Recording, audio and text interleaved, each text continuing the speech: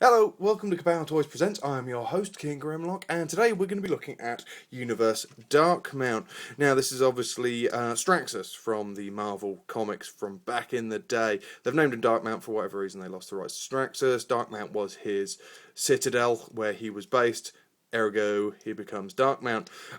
He is a half-track tank. In this mode, he is a triple changer, but the third mode is so utterly pants, I'm not even going to bother going into it. And in this mode, he is supremely detailed. I mean, we've got excellently picked out sculpting on the wheels. All over every panel on the body has got massive amounts of sculpting on it. It's just amazing the amount of effort they've put into it. It's just a shame they haven't picked out as many as they could have with paint apps. I mean, if you come around the front, there are little areas that have been picked out. But you just feel that all of these extra detail, all of these grills and these wheels in here, you've picked out the treads in silver, but not bothered to pick out any of the wheels. The two layers of wheels as well, quite amazing. It's just a shame they haven't done more of that. They haven't picked out more detail with the paint apps. And it's also very weird that you've got all these big chunks of grey, quite a dark grey, and then this lighter grey in there, and then you actually have chrome or silver paint. Why again they haven't done that as a single piece, I do not know. It's sort of a single uniform colour. I understand that you can't paint and these are all cast in plastic, but at the same time, two different plastic casting colours, it seems very odd. It is only a minor difference, but it is noticeable, especially when you have bits like that which are actually next to each other. Probably not going to pick up on the camera at all because my lighting is shoddy at the moment. What is nice is the uniform colours. You do have the grey, the blue, the little bits of red that are highlighted throughout, and these couple of moments of gold. The biggest thing for me, the highlight of this guy, is not the fact that his turret spins, which is always nice and kind of necessary for a tank nowadays, is these weapons that are on the 9mm clip, whatever they are, I can't remember exactly. And there are so many little areas on both modes where all these weapons can pop off and clip back on.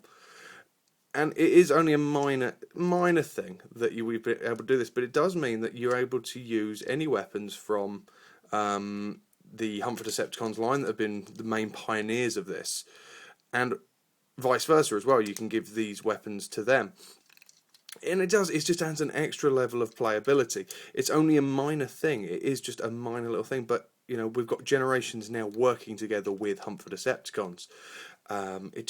I don't know, it's just nice that Hasbro are putting in those extra levels of kind of connectivity. Is that even... Ooh, yeah, ball joints do pop open quite regularly on these parts. Overall, this mode isn't great. That's a bad way of looking at it. It's not bad at all. It is what it is. He is supposed to transform into a giant cannon.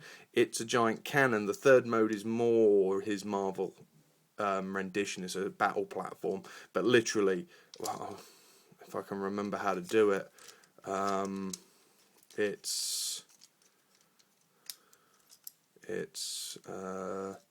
think it's kind of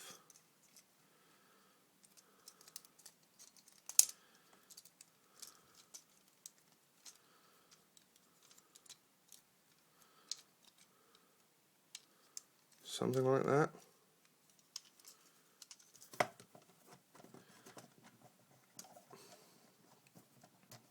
I believe that's effectively his third mode.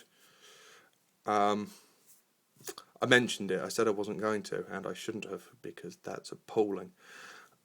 Yeah, it's not great, and it kind of just feels like it's been included for the sake of being included, rather than actually have, it's kind of like, oh, well, we've got this half-track tank, and we've got this robot, what are we going to do to try and up the people wanting to buy it? Well, we could just give it this giant cannon mode. Oh, what are we going to do with that? Well, we're going to split it in half and put his fist down as stands.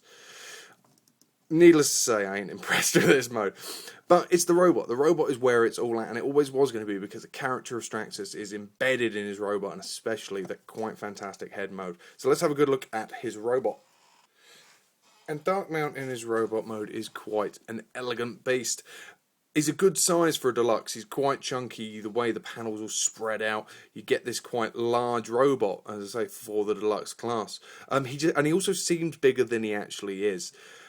I think it may be, unfortunately, due to quite a large amount of junkiness on his back. Now, I've been looking for ways to fold this away, and it'd just be nice if there was a couple of little clips in here, a couple of little folds maybe, to actually reduce this down and, you know, snap it all into his back to create more of a back portion.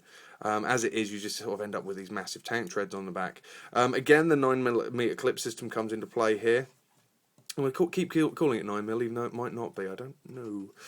It probably is. And you can customize it. There are a few less clips in this mode. Most of them are actually around the legs now, where the turret was, because the turret comes out of the legs. Legs come out the turret. That's what I meant to say. Mine actually has a few loose joints around the hips, as you can see there. And it's this hip area where I have my biggest problem. If you have a closer look in there, you can't really see it too well, but these are very narrow pieces, and the swivels and the ball joints that they're on, they need toughening up. I would recommend getting the old nail varnish out and having a go at it. But what you do get is these bright primary colours, very reminiscent of his comic book depiction. The focal point of the gold chest panel, and then this wonderful, wonderful head sculpt. Now, mine actually has some stress marks on it.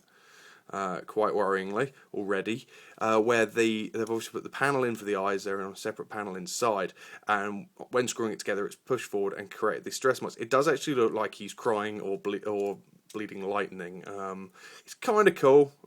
Nice little tattoo to it, but keep an eye out on the QC on yours is pretty much my my best advice if you do pick up one of these guys.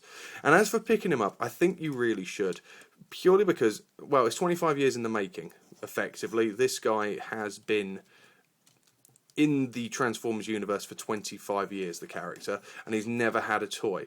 Now, I know he was created as to control Cybertron after, well, one of the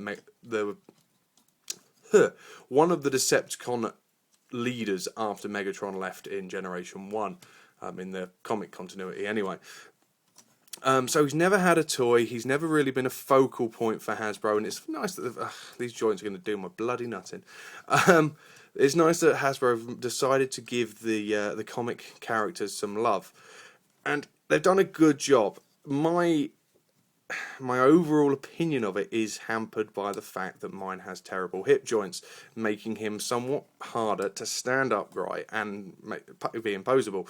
But when he does come together, and when he is fully posed, he does look quite sensational on the shelf. There we go.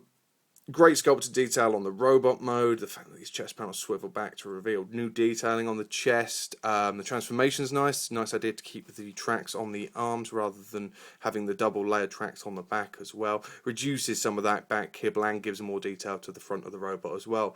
A lot of people have issue with the feet, the way they are attached by just a ball joint, and they seem to have these quite large gaping areas, but you don't really notice it unless you look at it from certain angles, i.e. the sides.